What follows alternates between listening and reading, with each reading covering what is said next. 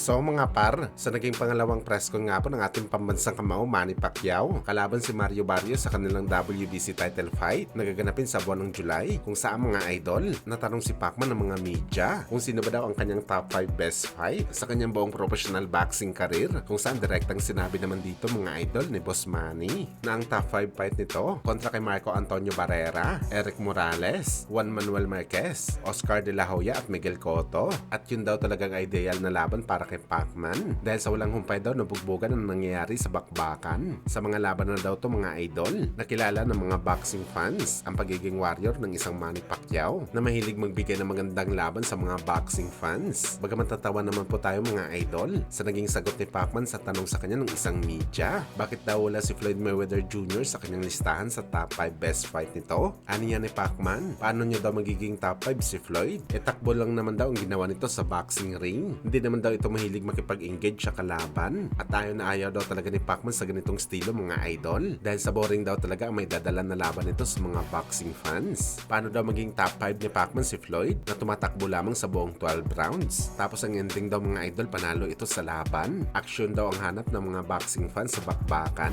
pero ang ibibigay daw ni Floyd ang boring na laban. At dito na rin sinabi ni Pacman mga idol na ang boxing hindi daw passion show kagaya sa ginagawa ni Floyd para maging takbuhin ka sa bakbakan. Well, dito nga natin nalaman mga idol na meron pala bagay na hindi makamove on si Pacman sa naging laban nito dati. Kung si Antonio Margarito mga boss, sinasabi nito na hindi siya makamove on dahil binugbog lang siya ng isang maliit na Manny Pacquiao sa bakbakan. Si Pacman naman mga idol, hindi talaga makamove on sa galawan ni Floyd na walang ibang ginawa sa laban kundi tumakbo sa ibabaw ng lona. Tapos ang ending, panalo pa ito sa bakbakan.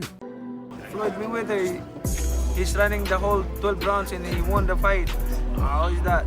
I mean, Sa kabilang banda naman mga idol, speaking sa pangalawang press con ni Pacman at Barrios, inamin naman po ng WBC welterweight champion na si Mario Barrios sa media na hanggang sa ngayon daw mga boss, hindi pa rin daw siya makapaniwala na makalaban nito si Manny Pacquiao sa July 19. Kung dati inspirasyon lang daw nito si Pacman bilang isang boksingero, pinapanood pa daw nito si Pacman lumalaban sa kanyang prime. Totoy pa daw si Barrios, legend na si Pacman, kaya isang malaking karangalan daw mga idol na makalaban ng nag-iisang 8th division champion kahit nasa 46 ng edad nito. Kaya nang meron daw offer kay Barrios sa laban kay Pacman, hindi daw talaga ito nagdalawang isip na tanggapin ng laban. Ibang klaseng impact daw ang hatid dito sa kanyang karera sa boxing sports. Kaya sobrang excited na si Mario Barrios na makalaban ng isang Manny Pacquiao na tinuturing nito mga idol na pinakamalaking laban niya sa kanyang boxing career.